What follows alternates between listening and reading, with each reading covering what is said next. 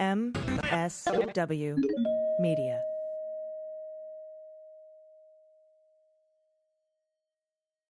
Thanks to Athletic Greens for supporting the Daily Beans. Athletic Greens is going to give you a free 1-year supply of immune-supporting vitamin D and 5 free travel packs with your first purchase. Just go to athleticgreens.com/dailybeans to take ownership over your health and pick up the ultimate daily nutritional insurance. News with swearing. Daily Beans, Daily Beans. Daily Beans, Daily Beans. Hello and welcome to the Daily Beans for Friday, July 8th, 2022. Today, Comey and McCabe were both hit with intense IRS audits during the Trump administration, and the Trump-appointed IRS chief has launched an investigation. Donald quit his own social media company just before subpoenas were issued because he's stupid and thinks that will alleviate him of culpability. The Justice Department is investigating Greg Abbott's border initiative, and a group of prominent Pennsylvanian Republicans is endorsing Democrat Josh Shapiro for governor. I'm Allison Gill. And I'm Dana Goldberg. Hello, Dana. Happy Friday. Happy Friday, AG. You sound like you're feeling better? I am. I'm feeling better. I still have a little COVID brain. So, if I say something dumb, just send in a correction. You can do that or send in any good news or confessions or whatever you want to send us at dailybeanspod.com and click on contact. A little bit later, I nabbed an interview with my friend Andy McCabe. Nice. We're going to talk about the audit that he had to undergo during the Trump administration, and that the odds are 1 in 80-something million that both he and Comey would both be hit with this audit during the Trump administration. And now it's being investigated. I'll get to that in the hot notes too. And that's what's happening today before this long weekend. I wish you could see my podcast co-host because she is pumping her arms in a way that we're like slow jogging, but only I can see it, which is amazing. Anyway, I think we should do it. You're ready to go. Are you ready? It's something my mom always does. I have my mom's habits. So hardcore. Well, that's a cute habit that your mother has. Yes, has. And today at 4 p.m. Pacific, 7 Eastern, we will have our patron Zoom call where you can call in on your Zoom, ask questions. We'll go over some late breaking news stories that happened on Friday that I didn't quite get into this particular episode. So if you're not a patron, you can be one for $3 a month at patreon.com/MillerSheWrote. And let's hit the hot notes. Hot notes. Now, I feel like I need to do that dance throughout the entire news segment. You can feel it. I feel like people can feel the cadence in your voice when you do it. Probably. All right, first up, the IRS said on Thursday that it has asked the Inspector General who oversees tax matters, that's the Treasury IG for Tax Administration, to investigate how Jim Comey, the former FBI director, and his deputy, who became the director after he was fired, Andy McCabe, both perceived enemies of the former guy, came to be faced with rare exhaustive audits that the agency says are supposed to be random. The IRS, quote, has referred the matter to the Treasury Inspector General for Tax Administration for review. The agency said in a written statement, adding that its commissioner, Charles Rettig, had personally reached out to the Inspector General after learning about the audits, which freaks me out because I don't like this guy. The disclosure from the IRS came a day after the New York Times reported that Comey and McCabe had been the subjects of audits that target just several thousand Americans a year and are highly invasive. Like Comey had to hand over Christmas cards from his kids to prove they exist. That's nuts. In 2017, the tax year Comey was audited for, the IRS said it randomly selected about 5,000 returns for the audit out of the 153 million people who filed them. For 2019, the year Cabe was audited for, the agency says it picked about 8,000 returns of the roughly 154 million that were filed. It is not clear how two close associates both came to be scrutinized under the same audit program in a matter of a few years. It might not be clear to the Times, but it's clear to me, Dana. Mr. Comey and Mr. McCabe both told the Times they had questions about how the audits came about, and you're going to love the interplay between Jill McCabe and Andy McCabe when they got home and opened that envelope that said they were being audited. You're going to love that interview. Mr. Trump said he has no knowledge of the audits. The IRS has denied any wrongdoing occurred. And that's what I don't like about Rettig. He came out before he even asked for an investigation and said, no, nothing was wrong. Nothing was wrong. We didn't do anything wrong. Everything was great. Everything was fine. It seems sketchy. Yeah, like you're just going to come to that conclusion without launching an investigation. Quote, federal privacy laws preclude us from discussing specific taxpayer situations, the IRS said in a statement released Thursday. Audits are handled by career civil servants, and the IRS has strong safeguards in place to protect the exam process and against politically motivated audits. It's ludicrous and untrue to suggest that senior IRS officials somehow targeted specific individuals for National Research Program audits. Yeah, it's so out there that all of us are going, yeah, this was fucking coordinated. Yeah, and I don't think you can say anything under the Trump administration is out there or unlikely. Yeah, he doesn't go after political enemies at all. Never. I mean, he's totally a fair guy. It is interesting he went after Comey since Comey helped him steal the election. That's all I have to say about that. Keep it moving. Yeah, but he was investigating Flynn. And he kept asking him, and he was also investigating Donald. And that's why the day after he fired Comey, he told Russians in the Oval Office that the cloud had been lifted. That pressure is off now. Former IRS officials and tax lawyers said that because Comey and McCabe were attacked so frequently by Donald, who pushed for their prosecutions and accused them both of treason, an inspector general or congressional committee should investigate the matter. That's former IRS officials and tax lawyers. The chairman of the Senate Finance Committee, Ron Wyden, Democrat of Oregon, said that Rettig had reached out to tell him that he had asked the inspector general to investigate the matter and to reiterate that any allegations of wrongdoing are taken seriously and are referred to the IG for further review. You want to keep your fucking job, bro. Quote, Donald Trump has no respect for the rule of law, so if he tried to subject his political enemies to additional IRS scrutiny, that would surprise no one, Mr. Wyden said. We need to understand what happened here because it raises serious concerns, and he is correct. Wyden added, a thorough IG investigation of this matter is crucial, and we're going to look at what steps the Finance Committee could potentially take. And I would love for the Finance Committee to do a quick and swift investigation of this because I do not trust the IRS. A longtime critic of Rettig, Representative Bill Pascrell Jr., Democrat in New Jersey, who has previously called on Rettig to resign over unrelated issues, reiterated that demand on Thursday. Mr. Rettig was named IRS commissioner by Trump for a term that ends in November of this year. Quote, the IRS under Donald Trump's handpicked commissioner, Rettig, has been one catastrophe after another, said Pascrell, who is the chairman of the House Ways and Means Subcommittee on Oversight. The auditing of two law enforcement leaders at Trump's behest is a titanic scandal. Pascrell added if Rettig cared at all about his agency, he would hand in his resignation today. And if he doesn't go, Rettig should be impeached. And I agree, Dana, because Rettig made hundreds of thousands of dollars off Trump-branded properties during his time in office. No clue why he's still there. 100%. I'm with you. Thank you, AG, for the first story. And this next one, in what analysts are calling an unprecedented move in an era of extreme hyper-partisanship, a group of Republican leaders, including a number of former officials who have been stalwarts of Pennsylvania's GOP establishment for decades in Harrisburg and D.C., they are bucking their party to endorse Democrat Josh Shapiro for governor. Woo-hoo. Yep, Mr. Shapiro, the sitting attorney general right now, will roll out the endorsements of 10 Republicans on Wednesday as part of a continued effort to label his candidacy a reach across the aisle aficionado who will unify the parties to get things done.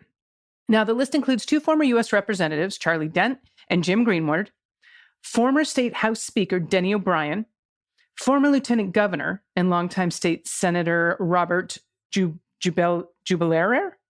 Yeah, I don't know. I've never heard of this guy. Okay. And Robert J. You know Robert J. And former state Supreme Court Justice Sandra Schultz Newman. Okay. So those Robert Jubilarer, BJ. We just call him BJ. There you go. Now, the endorsements aren't just vague odes to bipartisanship in a divided country.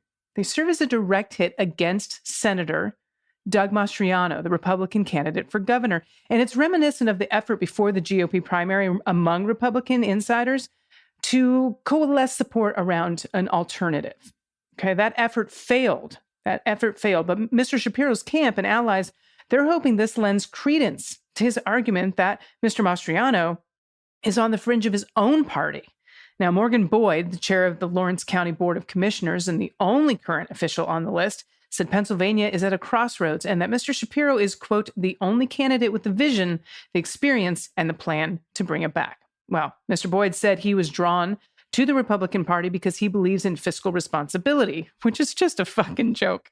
Anyway, small government, also a fucking joke, small enough to fit in my uterus, and using government as a force for good. This isn't a time to vote for someone simply because of the letter next to their name, he added. Okay, so that's Mr. Boyd. The list of GOP endorsers represents the bedrock, as they're calling it, of the Pennsylvania Republican Party in recent years, Mr. Boric said, and speaks to many Republicans who aren't enamored with the direction that the party's going, nor should they be.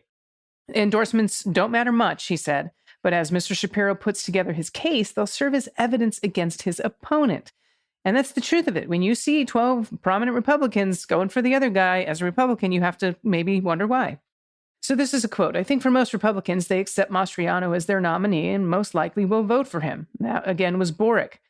He went on to say, but on the margins, and the margins are going to be very important. I think the endorsements will help Shapiro's case in key areas.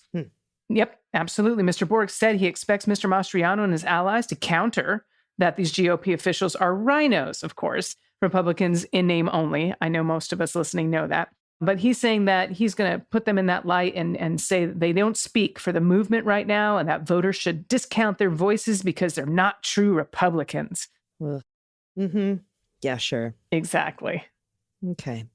It's going to be interesting up there in Pennsylvania to see what happens. And this is funny. The guy who sues fake cows on Twitter has been left holding the bag. Is it a bag of manure, of fake cow manure? A bag of cow shit. And we said this would happen. That Nunes is going to be the fall guy. 100%. Donald Trump removed himself from the board of his Sarasota-based social media company, according to records, just weeks before the company was issued federal subpoenas by both the Securities and Exchange Commission and a grand jury in Manhattan. Trump, the chairman of Trump Media and Technology Group, TMTG, was one of 6 board members removed on June 8th, according to business records. Among the board members removed were Kash Patel, Trump's former point man in the White House, who he also shoved into the Pentagon last minute, Scott Glabe, a former assistant to Trump who was counsel for the media company, and Don Jr. Everybody else, fuck you. Basically. The SEC served Trump Media and Technology Group with subpoenas on June 27th, according to a regulatory filing. Trump's media company owns Truth Social, an app similar to Twitter, but not at all. Trump was banned by Twitter, as we know. 4 days later, on July 1st, a grand jury in the Southern District of New York handed the company another federal subpoena, an action that typically means a potential criminal investigation is in progress. It actually totally means that. Not just kind of. It completely, totally means that. The investigations appear to be related to a proposed merger between the media company and a blank check company called DWAP, Digital World Acquisitions Corp. We've talked about this several times, Dana. Digital World, DWAP, is a special purpose acquisition company. I found my special purpose. Or SPAC, right? Companies such as these raise money to go public with the intent of finding a company to merge with. SPACs are prohibited from finding a partner before going public, but the SEC is investigating potential talks between the two companies that were possibly premature. I would say probably definitely. In addition to Trump's company being served by a grand jury, certain current and former TMTG personnel were also subpoenaed. Those personnel were not identified. Moo. In a statement, Trump Media said it would continue cooperating fully with inquiries in our planned merger and will comply with subpoenas we've recently received, none of which were directed at the company's chairman or CEO, because he wasn't there. They're saying here that Nunes didn't get one. Interesting. Because he is still the CEO, but I don't know, man.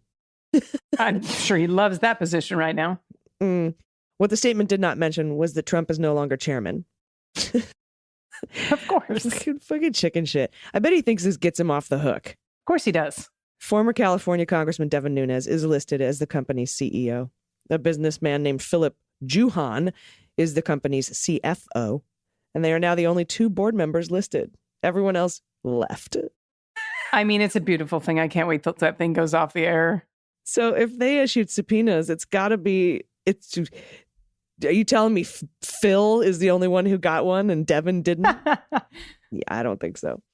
Oh, my goodness. All right, AG. Last story in this section. The Department of Justice is investigating alleged civil rights violations under Operation Lone Star. And that's a multi-billion-dollar border initiative announced last year by who? Governor Greg Abbott. Yep.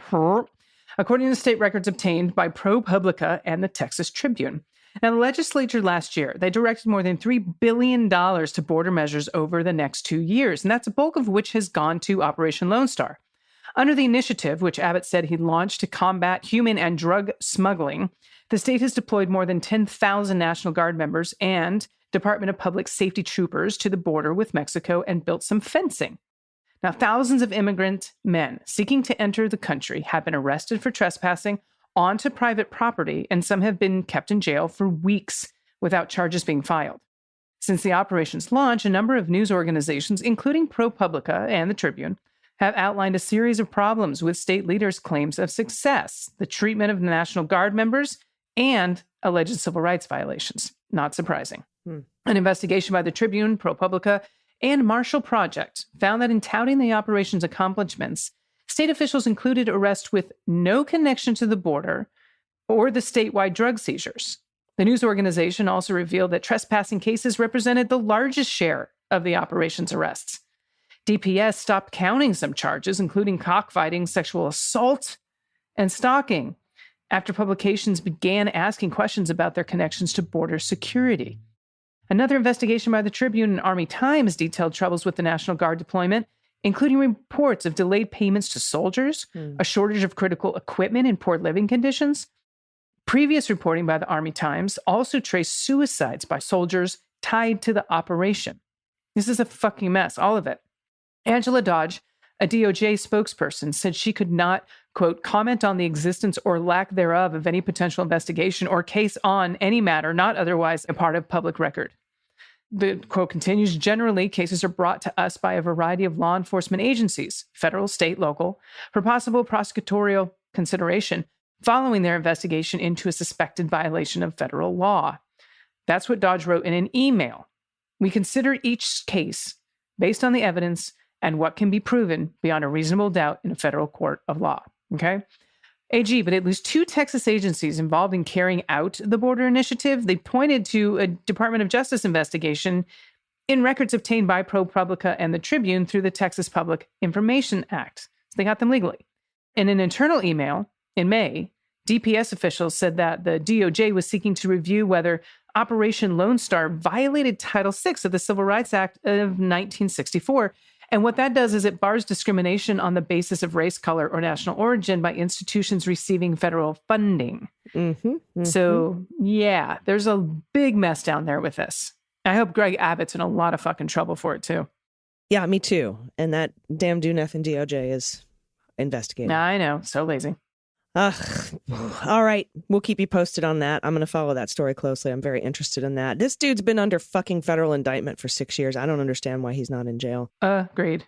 All right. We'll be right back with Andy McCabe. You don't want to miss this interview.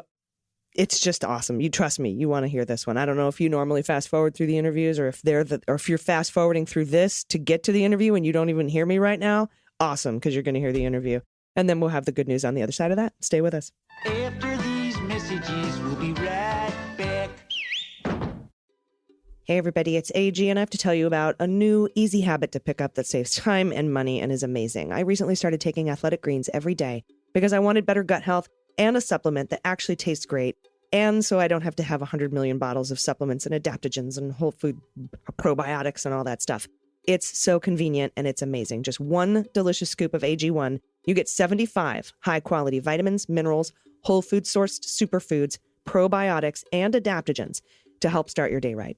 This special blend of ingredients supports gut health with the probiotics, your nervous system, your immune system, which is so important with these variants running around right now for COVID, your energy, recovery, focus, aging, all the things. I share Athletic Greens with all my friends, and now is a good time for you to start because Athletic Greens is going to give you a free 1-year supply of immune-supporting vitamin D, 1-year supply, and 5 free travel packs with your first purchase when you go to athleticgreens.com/dailybeans.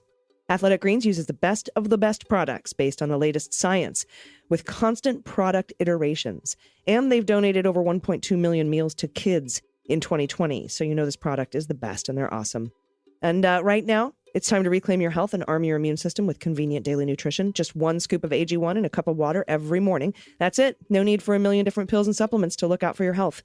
And to make it easy, as I said, Athletic Greens was going to give you that free 1-year supply of immune-supporting vitamin D and those 5 free travel packs with your first purchase. All you have to do is visit athleticgreens.com/dailybeans. Again, that's athleticgreens.com/dailybeans to take ownership over your health and pick up the ultimate daily nutritional insurance. Everybody, welcome back. Happy to be joined today by my friend and apparently target of an IRS audit along with Jim Comey, Andy McCabe. Andy, hello. Hello, how are you? Man, you cannot catch a break. In the immortal words of Joey Ramone, welcome to my nightmare. Oh, very, very well put. And thank you for the Joey Ramone reference. Sure. First of all, it was great to see you recently in DC. That was a lot of fun. I appreciate that. I hope to see you again when I come in August. Yes. And little did we know, well, you knew, I didn't know, as we sat there, that you were the subject of a extreme audit. Apparently there's different levels of IRS audits, as was, and you didn't know this, but Jim Comey. And neither of you kind of knew until reporters told you that you were both, interestingly, targets of this really intense IRS audit, which you both passed with flying colors. What? What? So, sure. So this all started for us in October of 2021. We actually got home. We'd been out of town. We got home like on that classic Sunday night. You're going through the stack of mail that's built up over the last couple of days. And there was a letter from the IRS indicating that we had been randomly selected for a special audit that they refer to as a compliance investigation. And the letter goes on to explain that they select a small number of returns every year for this investigation, and it's totally at random. So unlike a regular audit, which is triggered when the algorithms at the IRS pick up on something specific in your return that doesn't make sense to them, and then that can trigger an audit. And when that happens, you get the traditional audit, and it's pretty much focused on the thing that triggered their attention. That's the difference in what Jim and I were subject to. This compliance investigation is basically everything. They look at your entire financial life for whatever year it was that they're auditing. So it can be very, very invasive, very time consuming, and quite frankly, expensive too. You have to hire an accountant to help you kind of navigate the whole thing. So I didn't know any of that opening the letter on that Sunday night, and I read it and took it at its word. I was like, okay, wow, what a coincidence. We happen to get picked at random. And of course, Jill, my wonderful wife, was like, bullshit. That's not right. That's my question. That was my question when you guys got that letter. I mean, there had to be some sort of what a weird random coincidence. And it seems like you and Jill were both like, this can't be just a coincidence. Yeah, I was trying to be fair about it and just be like, okay, let's see. They say it's random, and Jill was convinced that it was not random. And I don't know. I have to say, I think she's probably right as we look back on it. So anyway, I went through, did what the letter said, contacted the agent, started the whole process and went through that. And I have to say that the agent that I worked with was really a very nice person and professional and responsive, and really took care of it in I think, a completely reasonable way. And it wasn't until I've reached kind of, towards the end of it that I was contacted by the reporter from the Times who told me the story about, he was already working on an article about Jim Comey's experience. And when I told him that I was undergoing the same thing, it really, really got his attention. Got mine as well. Like, I was shocked to hear that Jim had gone through it too. So the reporter was contacting you for comment about Jim's audit.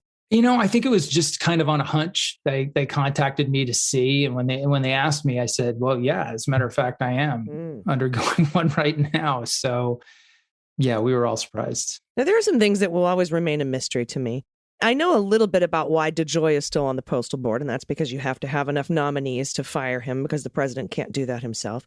But I never understood keeping Rettig on at the IRS. That man benefited personally, according to Citizens Responsibility of Ethics in Washington, hundreds of thousands of dollars from his own Trump-branded properties while he was working as the commissioner of the IRS. And I'm very glad now they've announced. I know a couple of senators were like, we should look into this. A committee should look into this, or an independent inspector general, Treasury should look into this for tax administration. And Rettig has said, yes, we're going to give this to the inspector general to look into. But he did that after he already made a declaration that there was no funny business going on. And I find it disturbing that he would make that statement so confidently prior to even launching an investigation or looking into anything. And I'm concerned that those findings might have to go back up through him. Do you know what I mean? I do know what you mean, and I share your concern. So their comment to the New York Times in the article was pretty sober and what you would expect. They were going to refer it, and nothing additional. And then by the time the media really started picking up on it, and I started getting contacted by a lot of reporters, and I went, of course, on CNN and talked about it last night. By then, another comment had come out calling it utter. They called it. I don't know, some version of ridiculous or absurd or something like that. The suggestion or, that people who were involved in this was absurd. Well, it's clearly not absurd. I mean, do the math. Jim's year was 1 in 30 something thousand. My year was 1 in 25 something thousand. The odds that the two of us would get selected, just simply the odds are incredibly, incredibly long. And then layer on top of it what you know. Right. The both of us were targeted viciously by Trump and his minions. We were both, and are still to some degree, persecuted, by Trump and his social media and his statements and all those kinds of stuff. So his desire that we be tried for treason and put to death, thrown in jail, be subjected to financial investigations was absolutely clear and public. So put that on top of the incredibly long odds, and you clearly have something to investigate. So the responsible way for the head of an agency to react in that matter would be to think, you know what, I might have a problem on my hands here. There could be some employee or some group of people that are kind of stepping outside their authorization and manipulating this system. And I'm going to look into it and find out. So that very quick, complete, breathless dismissal last night was absolutely a prejudgment, and I think certainly irresponsible under the circumstances. We'll see how they handle it now, but it'd be worth keeping a close eye on it. Yeah, and it's absolutely not ridiculous. If you look at all the lawsuits, the Hillary Clinton et al. Going after you, suing Comey, suing Strzok, suing Page, going after all those people, firing people like Dave Shulkin, just going after. He investigated a podcast I made at my kitchen table. Yeah. Like, this is not a guy who's just like super chill and, doesn't go after people, no matter how big or small. And, I wasn't even in a position of government where I could have done anything. Right. So it's bizarre to hear anybody say that it would be totally ridiculous for him to target political enemies when that's all he spends his time doing. That's like his full-time job. Yeah. I mean, look, his thirst for vengeance is insatiable, right? He never stops. And on top of that, we know that he has repeatedly tried to use the levers of government, the institutions of government, to execute his, mendacious intents and his goals and his square up his vendettas with people. He used the Justice Department in that way. Heck, he used the Justice Department in that way to make sure that I got fired. Mm-hmm. So it's not even the first time that he's tried to manipulate the powers of government in service of his own aims. Everyone knows this about Trump. And so knowing that, to then see that this unbelievably, unicorn-esque occurrence of the two former directors of the FBI, both of whom are considered enemies by Trump, being selected, quote unquote, at random. I mean, how do you call that absurd? It's almost like completely foreseeable. Yeah, and I'm waiting for the barrage of additional people to come forward saying they were also audited, that we're also targets of this particular administration. That should be interesting. Yeah. Are you waiting to see the OIG, what they come up with? Are you talking to any lawyers? And is it a criminal offense? I know it's an impeachable offense to use the IRS to go after your political enemies. That's what happened. Mm-hmm. Nixon did that. But is this criminal in any way? And could the IG maybe make criminal or like, I'm interested to know what kind of, I mean, it happened and a lot of things happened, but I'm interested to know what the consequences could or might be. It's a great question. And I don't know that I understand that completely myself. I would assume, and well, I shouldn't assume anything. We don't know what happened here. I don't know who was responsible or involved or anything like that. And so the important thing is that they investigate it thoroughly and transparently, that we understand the results of whatever they find, however long that takes them. If they find that people were intentionally subverting the process and manipulating the process to go after people they perceived to be political enemies, either theirs or people they were acting on behalf of, then could there be criminal penalties? I think there probably could. I'm not an expert on like tax law and the IRS, but I think in the reforms that my understanding is the reforms that were set in place after Watergate imposed pretty stiff penalties for things like that. And yeah, I mean, I guess it could go in that direction. As for what I'm planning on doing, I'm not planning on doing anything.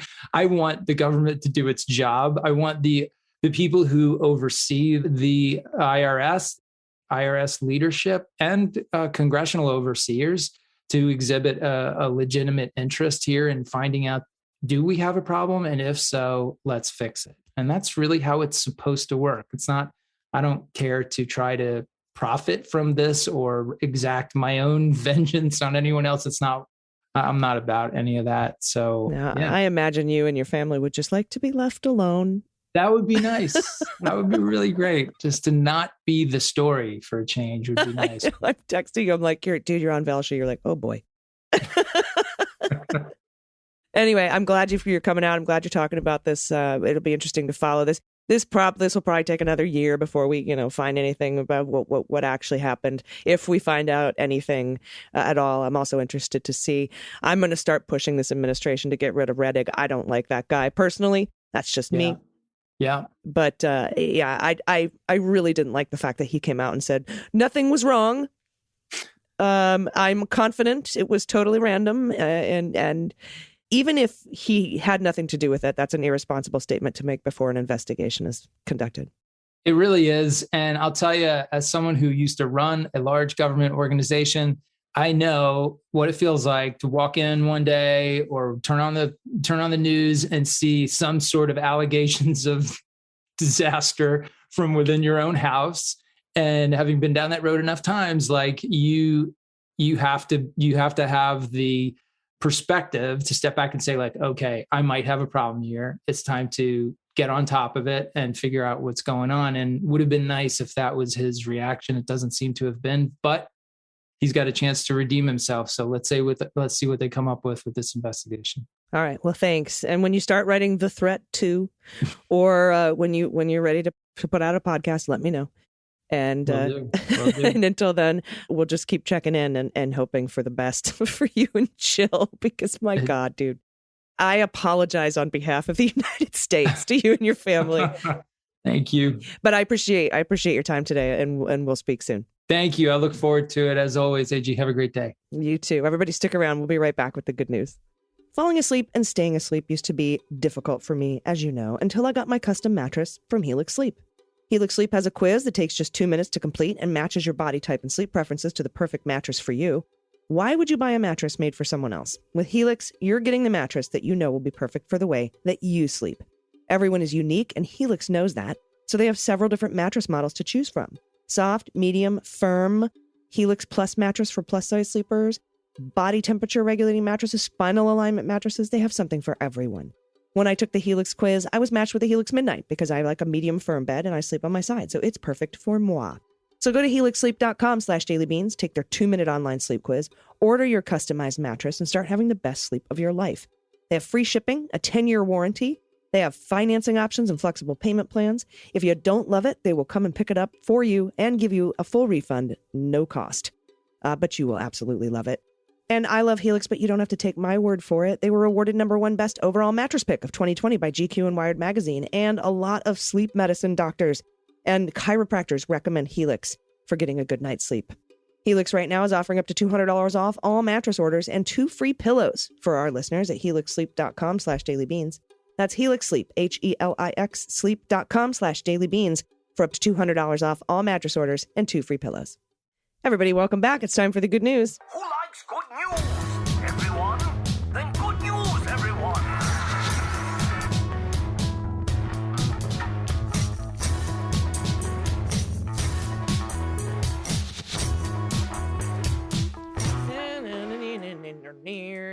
Good news, good news. And if you have any good news or confessions or corrections or whoopee stories, or you want to play What the Mutt or Find the Cat, or you have Halloween pictures, Santa Claus pictures, Easter Bunny pictures, pictures of your happy place, if you have a small business or you're creating something and you want to share that with us, we want to hear about it. Anything, send it to us at dailybeanspod.com and click on contact. First up, from Anonymous. I know. From pronouns she and her, Anonymous. This is Peppy with my grandkids. We adopted her 8 months ago, and she has brought us total joy. When I wake up at 2:30 a.m. here in Washington State, I immediately grab my phone and look to see if your podcast is posted. Just knowing I'm not alone relaxes me in the wee hours of the morning. I have a new message for the Democrats to win votes. Be free, vote D.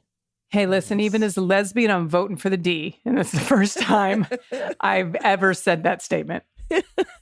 I'm all in. I'm all behind the D. All behind the D.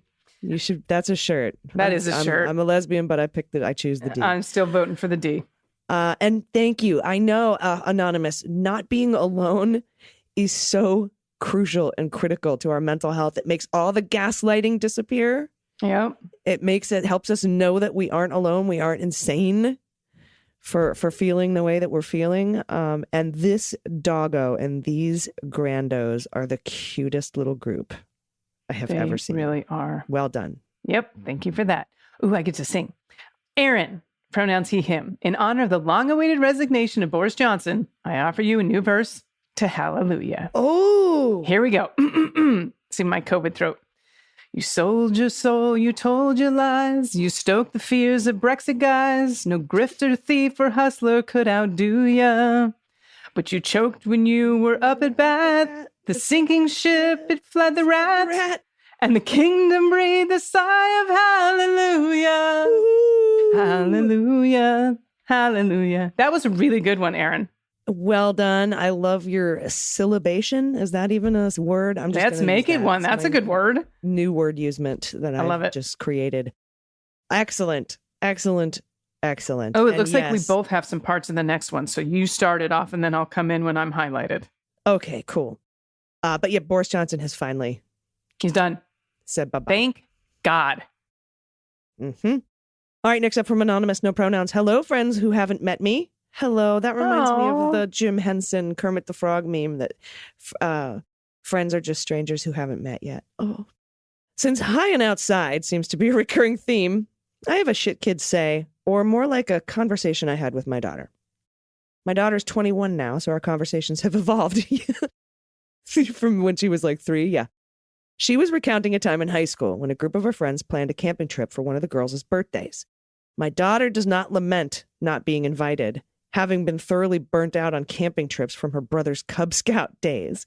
I remember at the time she said she couldn't think of anything less appealing than a camping trip organized by a bunch of high school stoner girls. Later, she learned that one of the campers had a bad trip. Oh, no. I failed to ask if it was LSD or shrooms.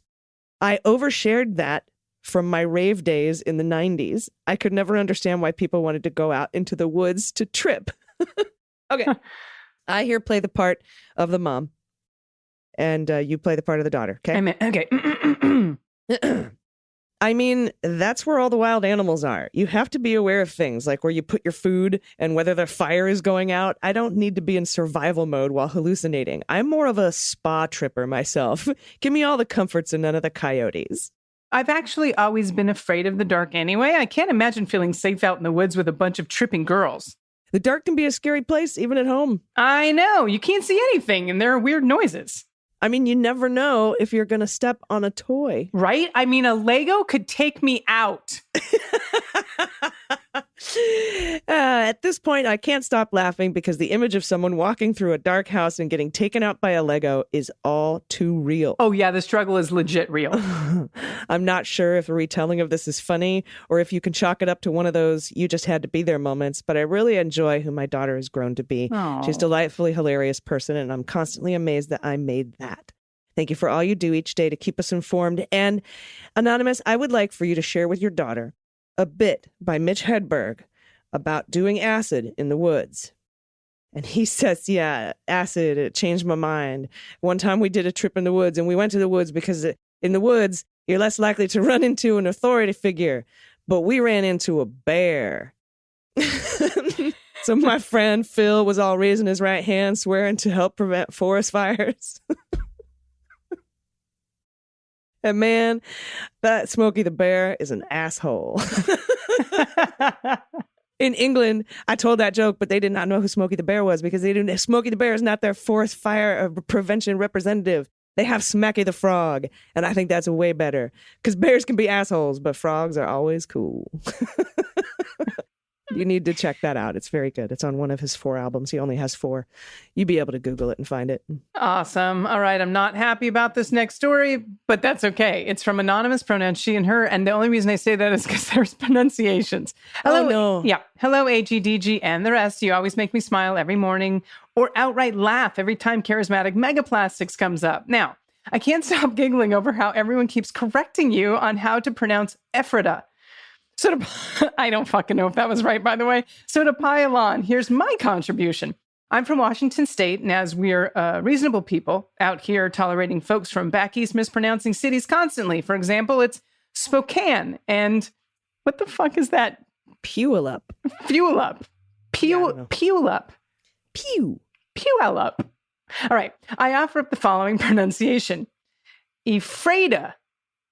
Our Washington version is just a bit younger, but roughly similar in size. This is the same city, different place. Okay. It was officially established as a town in 1909, but my great-great-grandparents were doing farming business there as early as the 1880s. So our pronunciation is just as legitimate as the PA version. If I'm ever back there and you hear me pronouncing, Ephrata the correct way, the Pacific Northwest way, don't come at me. I'm right. And this is a petty hill I will die on. A petty hill I'll die on. I don't need people correcting my pronunciation. God damn it. It happens every time. Okay, I know we're leaving that in there, so I'm not even asking for an edit. Mm-hmm. Oh, man. Went on to say, I've sent my pet tax in the past, but today I just wanted to share some of my art. Oh, wow. I do watercolors, and I've also included the pumpkin I carved last Halloween with one of my drawings. My dad entered it into a contest at his work, and he won me a prize. I don't sell my art because I don't know where to begin, and most of my work is intensely personal, so I just hope it brings you some measure of joy, as it did for me in creating it. And then she says, thank you all. Thanks for the giggles and the wonderful community of lovely, smart, funny people you've brought together with your sweary podcast. And that's awesome. Look at these are beautiful. Holy shit. Look at the pumpkin. Moose. Oh, whoa. I know. That is pro level. I love that shit. I really love that justice. The scales. Scales of justice. I want that tattoo. Ooh. Okay. All right. Next up from Kirsten in PA. Don't worry, it's not about pronouncing a Pennsylvania city. Well, now that we have the Washington State, Pennsylvania beef going on between Ephrata and Ephrata, it's going to be interesting. My good news. Hello, Leguminati. Thank you for so much the good work, all the good work you do. My good news is for anyone who lives in a district with a GOP congressperson. I live in PA 01, the swing district in Bucks County, PA. I've talked to so many people from Bucks County. I cannot wait to visit. I absolutely love everyone from Bucks. It's represented by GOP Congressman Brian Fitzpatrick, who falsely sells himself to our voters as a moderate, bipartisan guy, which he certainly is not. What he is an anti-choice extremist who voted for abortion bans and defunding Planned Parenthood, and he supports and fundraises with crisis pregnancy centers, those facilities that deceive pregnant folks and divert them from actual medical care. Yeah, those fake clinics. It's evil as On to shit. the good news. Basically, when voters in our district were polled just on candidate favorability, our GOP incumbent had a 7-point lead. But after those same folks were told about Fitzpatrick's extreme anti-choice views and actions, they swung hard left, and his awesome Democratic opponent, past and hopefully future Daily Beans guest Ashley Ehaz, took a 10-point lead. Nice. And we in Bucks, at Bucks Indivisible, are not sitting on this information. Clearly, voters around here, we need to learn more about where Fitzpatrick stands on abortion rights. We are taking action. We have held a rally in support of abortion rights for Ashley Ehaz, which got excellent press coverage, including in national outlets like USA Today. Indivisible National helped out by getting a digital billboard truck that visited several locales on July 4th parades with info about Fitz's awful record on reproductive freedom. We've drafted articles about his stance in our local news outlet, the Bucks County Beacon. I love that paper. I subscribe to it. And we have more actions and messaging in the works. We hope this inspires hope and action in other districts with GOP reps. We can keep the House in 2022. Don't let the doomsayers get you down. Yes. For pet tax, I have included 2 pics of my sweet doggo, Honey, alternately playing with and cuddling her bee-themed toys. Y'all keep up the great work. It's a pleasure putting you in my ear holes every day. I loved bee-themed toys. Look at. Oh, so sweet. Bzzzt. Adorbs. In my ear holes. Bucks County bees. Love it. What a great way to end this week. Yes. Thank you for all these good news and pieces and photos. And I love y'all. Seriously. And I will see you at the patron happy hour today at 4 Pacific. And I'm very excited to see everyone, like full on excited to see everybody. So I'm looking forward to that. If you're not a patron, you can be one at patreon.com/MullerSheWrote. And do you have any final thoughts before you get out of here for the weekend? And you'll be gone next week, my friend. That's my final thought. I've got to go to work next week. And so I will miss being in your ears, but just know, everyone, that I will be back the week of the 16th, 17th. So I'll be back in your ears then. But until then, you know, AG's got this. You're going to have some great guests, great interviews, good news, and know that I will be back and missing you. Yep, I will miss you, my friend, and I will be here next week. I will be here covering the 2 hearings, apparently one on Thursday night, which will be one of the blockbuster primetime hearings, and the one on Tuesday morning, 10 a.m. Eastern. The Thursday one is just from some sort of inside information rumors floating around. I'm pretty sure that that's what's going to happen, but we shall see. But I'll be here all week reporting on all of it and live tweeting all of it at Muller, She Wrote. Follow me there if you can't listen. And until then, please take care of yourselves, take care of each other, take care of the planet, take care of your mental health. Vote blue over Q. I've been AG. And I've been DG. And them's the beans. The Daily Beans is written and executive produced by Allison Gill with additional research and reporting by Dana Goldberg and Aimee Carrero. Sound design and editing is by Desiree McFarlane, with art and web design by Joelle Reeder with Moxie Design Studios. Music for The Daily Beans is written and performed by They Might Be Giants, and the show is a proud member of the MSW Media Network, a collection of creator-owned podcasts dedicated to news, politics, and justice. For more information, please visit mswmedia.com. MSW Media.